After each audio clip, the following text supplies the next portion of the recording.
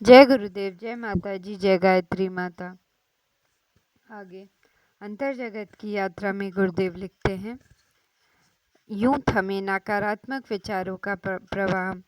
अंतर यात्रा विज्ञान के प्रयोग करते समय कई विघ्न, अनेकों बाधाएं सामने आती हैं। इन विघ्नों के बारे में, प्रयोग काल की बाधाओं के बारे में ऋषिवाणी कहती हैं, यानी कि श्रेय के पथ पर श्रेष्ठ कार्य करने में बहुतेरे विघ्न खड़े होते हैं। ये विघ्न साधक की सत्कार्य की श्रेष्ठता की कसौटी के सामने आते हैं। विघ्नों का स्वरूप क्या है, यह उतना महत्वपूर्ण नहीं है जितना महत्वपूर्ण इस बात का है कि इनका सामना कैसे किया जाए, इनका समाधान किस तरह से किया गया। विघ्न बाधाओं का सामना करने, इनका समाधान करने के तरीके से साधक की श्रेष्ठता एवं उत्कृष्टता प्रमाणित होती है।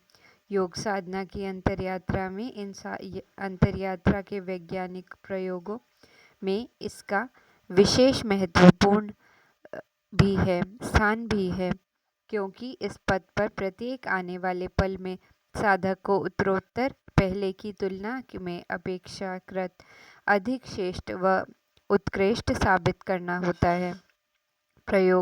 योग के प्रयोग की छोटी बड़ी प्रत्येक क्रिया का मकसद भी यही है कि योग पथ का अंतर्यात्री अपने हर बढ़ते कदम के साथ श्रेष्ठ एवं उत्कृष्ट बने। पिछले सूत्र में योग साधक की श्रेष्ठता एवं उत्कृष्टता को और अधिक विकसित करने वाले यम एवं नियम व्रतों की चर्चा की गई थी। गुण दोषों से युक्त सामान्य जीवन साधारण व सामान्य लोगों के लिए, लेकिन योगी का जीवन सदा ही विशेष है, उसमें दोषों का कोई स्थान नहीं है। किसी भी कारण से इन दोषों के लिए न तो कोई छूट और न ही रियायत। यहाँ तो बस गुणों की गुणवत्ता उत्तरोत्तर विकसित होनी चाहिए। सद्गुणों की सामर्थ्य निरंतर एवं अनवरत बढ़ती रहे, विकसित होती रहे। केवल तभी योग साधक यम एवं नियम के व्रतों से व्रतशील बनता है। हालांकि ऐसा होना तो सहज है, न तो सहज है न सामान्य। इस क्रम में विविध विघ्न बाधाएं आती हैं और अचानक से आकर खड़ी हो जाती हैं। इनमें से कुछ के प्रेरक होते हैं अपने ही विचार, अपनी ही वासनाएं। कुछ का परिवर्तन किया जाता है पूर्व संचित संस्कारों के द्वारा। प्रारब्ध के कोष में रखे हुए कर्म बीज उन्हें अंकुरित करते हैं। योग साधक की गतिशीलता के साथ यह क्रम भी जारी रहता है। साधना की उन्नत शिखरों के आरोहण के साथ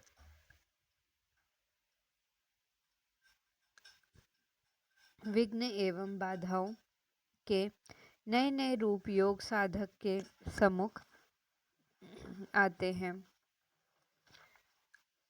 ये साधक के निरंतर विकसित होने के वाले विवेक को कम करते जाते हैं और जो विघ्न हैं वो बढ़ते हैं और बाधाएं पैदा करते हैं। महर्षि पतंजलि का यह अनूठा सूत्र धरती के सुंदरतम विचारों में से एक है और इसकी उपयोगिता केवल योगियों के लिए नहीं बल्कि सामान्य जनों की रोजमर्रा की जिंदगी के लिए है, क्योंकि बाधाएं, विघ्न, अशांति हर कहीं है।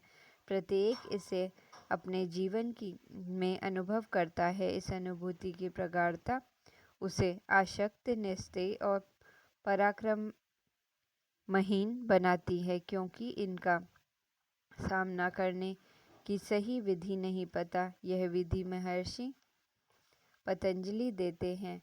वे कहते हैं कि इन नकारात्मक चीज़ों के सामने तुम और अधिक सकारात्मक हो जाओ। जब जब अंतचेतना को विक्षुब्ध करने वाले, अशांति फैलाने वाले असद्भाव एवं असद विचारों की लहरें का वेग तीव्र हो तो इनके साथ मत बहो।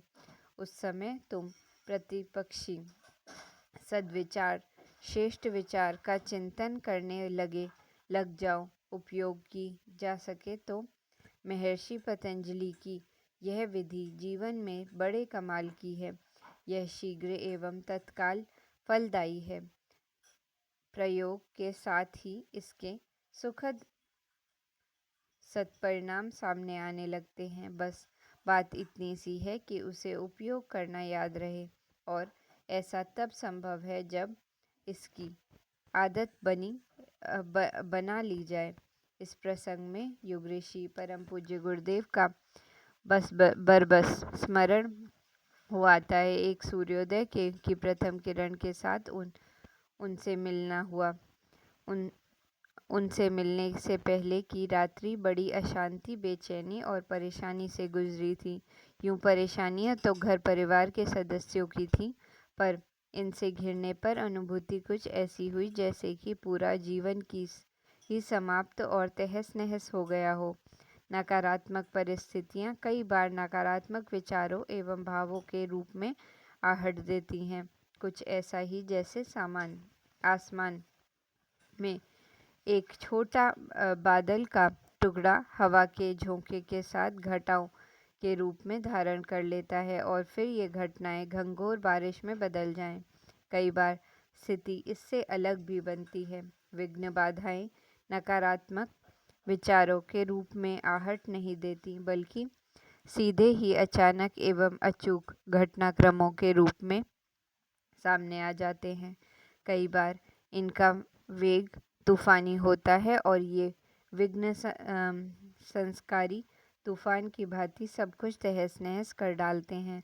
जीवन में विघ्नों का आगमन इनमें से किसी भी ढंग से हो, सामना तो करना ही पड़ता है। भावों में व्याप रहें भगवान की तरह परम पूज्य गुरुदेव ने उस दिन मन की सारी अनकही अपने आप ही समझ ली। उन्होंने उस समय तत्काल तो कुछ नहीं कहा, बस थोड़ी देर करुणापूर्ण नेत्रों से देखते रहे। उनकी इस अमृतवाणी दृष्टि ने जैसे जीवन का सारा विष हर लिया। ऐसा लगा जैसे कि जा चुका जीवन फिर से वापस लौट आया। इसी के साथ उनके कुछ पल का सानिध्य प्राणों में नया प्रकाश एवं नई प्रेरणा की लहरें उमड़ते गया।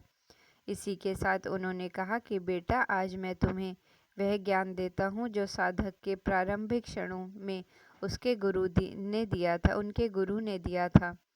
उन्होंने कहा था कि साधक का अर्थ ही है नित्य नई विषमताओं एवं विपरीतताओं का सामना।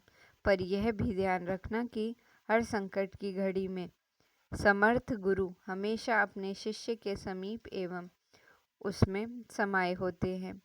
इसे अनुभव करने की ज़रूरत है। साथ ही इस सच को भी कभी नहीं भूलना चाहिए कि बड़े से बड़ा संकट भी अपने समर्थ गुरु एवं अपने प्यारे प्रभु से बड़ा नहीं होता। जब वह साथ है तो इसका निवारण एवं निराकरण भी निश्चित है। ऐसे में संकट की घड़ी में विघ्न और बाधाओं के अतिरिक्त में जब अन्य महाभय एवं होने वाले महानाश की चर्चा करने में लगे हों, तो शिष्य को, साधक को अपने गुरु एवं भगवान की कृपा की अमृत अनुभूति में डूबना चाहिए। यह कहते हुए गुरुदेव बोले, बेटा, मैंने अपने सारे जीवन यही किया है, तुझे भी यही करने का उपदेश दे रहा हूँ। इतना कहने के बाद दूसरी बात उन्होंने कही, जब मन में नकारात्मक विचारों का साधना, विरोधी विकारों का तीव्र कोलाहल उठे तो तू इनके साथ बह मत। थोड़ी देर अपने आप में ठहर और दृढ़ता से विचार कर कि तूने तो यह पल पल मरने वाला हार्ड मांस से बनी गोरी काली चमड़ी से लिपटी है, और न ही पल पल विचारों से ढांढा डोल होने वाला मन से तू तो अविनाशी है और सर्वथा निर्विकार आत्मा है, जो सदा सर्वदा अपराजेय है, जिसका विनाश करने में, जिसे चोट पहुंचाने में कोई भी समर्थ नहीं है, तू वही है। इस पर दृढ़ता से जितना सोचोगे विघ्नों एवं बाधाओं की घटनाएं उतना ही घटेंगी और अंतश्चेतना में नया सूर्योदय होगा। विकृतियां किसी भी रूप में स्वीकार नहीं।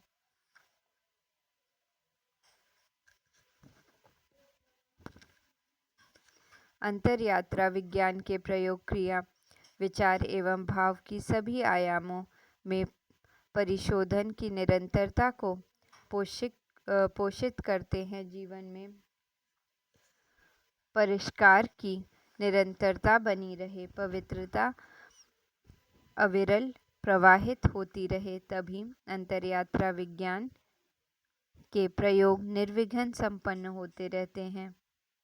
यदि पवित्रता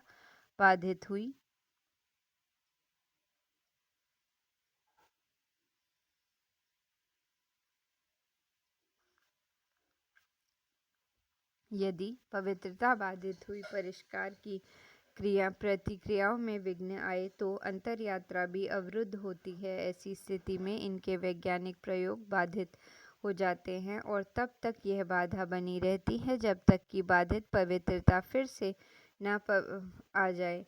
परिष्कार की प्रक्रिया अपनी रुकी हुई निरंतरता फिर से न बरकरार कर ले। यही सत्य आध्यात्मिक क्रियाओं एवं योग साधनाओं को सामान्य सामाजिक नैतिकता से भिन्न एवं विलग करता है। यही वजह है कि आध्यात्मिकता एवं योग साधनाओं की नैतिकता से बाहर ऊपर अपनी एक उच्च श्रेणी है। सामान्य सामाजिक नैतिकता के मूल्य एवं मानक केवल व्यवहारिक क्रियाओं पर लागू होते हैं। व्यवहारिक सोच व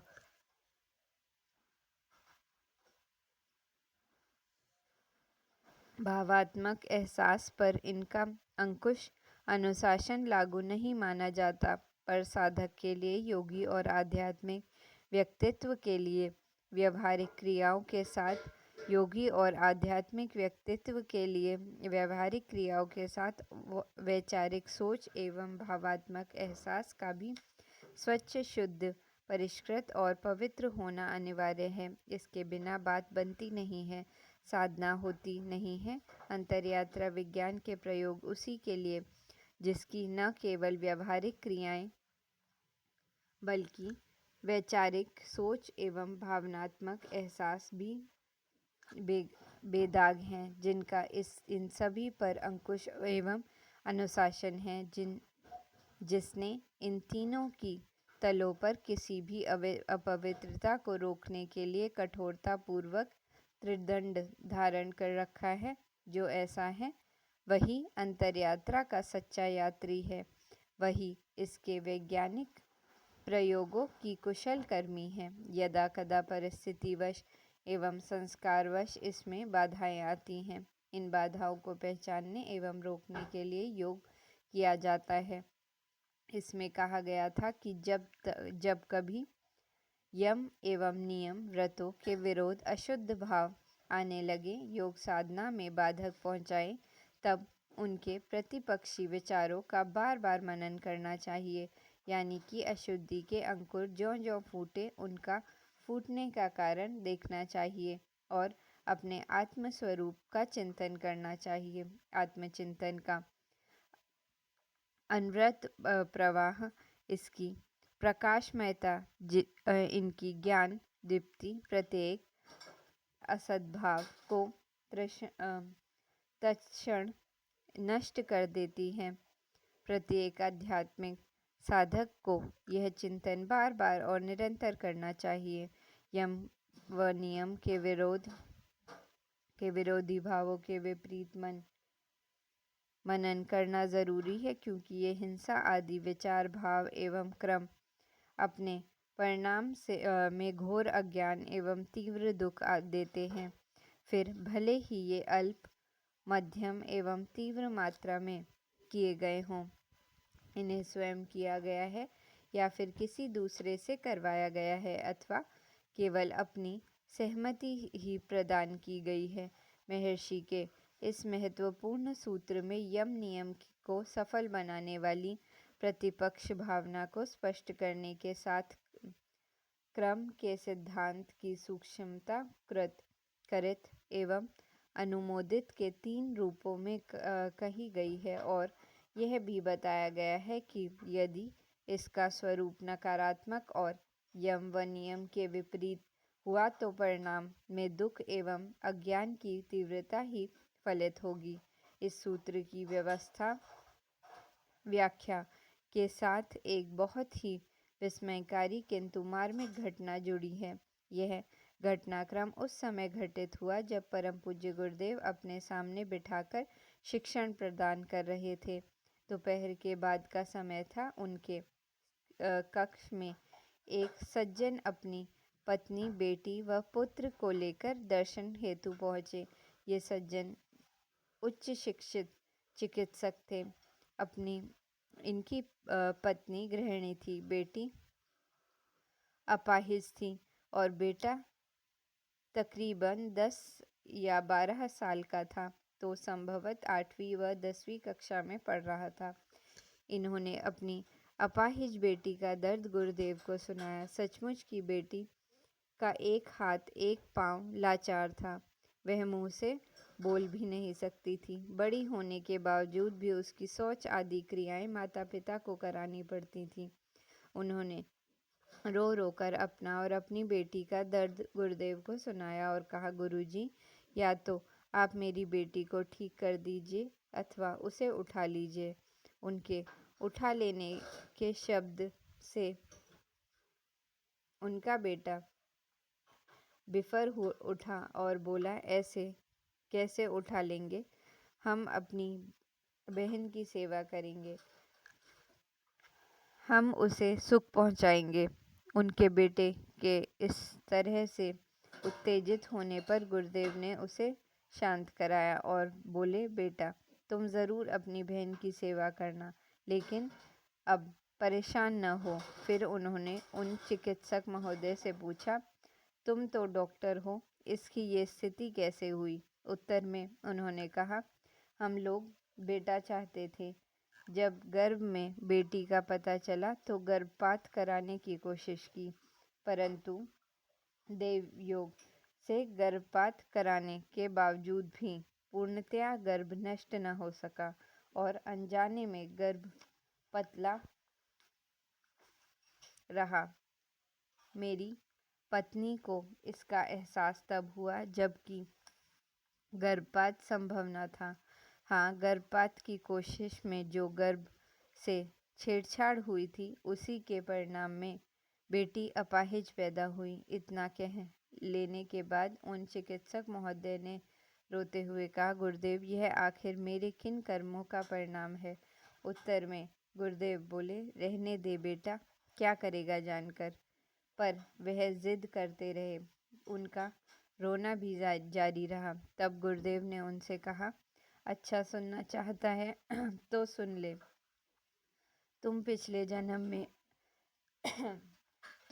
जन्म में जमींदार थे और यह बेटी पिछले जन्म में तुम्हारी लठैत थी, जिसे तुमने किसी किसान के यहाँ पर पैसा वसूल करने के लिए भेजा था। तुमने कहा था कि ज़रूरत पड़ने पर मार पिटकर पैसा वसूल कर लेना, लेकिन इसने मारपीट करने के नाम पर उस किसान को इतना मारा कि उसकी एक टांग तोड़ दी, उसका एक हाथ पूरी तरह से तोड़ दिया और उसकी जीभ को काट ही डाला और वह किसान उसी स्थिति में बहुत वर्षों तक जीवित रहा।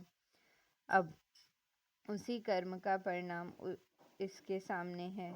इसी वजह से इसका एक हाथ एक पांव बेकार है और यह बोल नहीं सकती, मानसिक रूप से भी लाचार है। यह तुम्हारी बेटी अपने स्वीकृत कार्य का दंड भोग रही है। तुमने इससे यह कर्म करवाया था, सो तुम कारित कर्म का दंड इसकी सेवा के रूप में भोगोगे।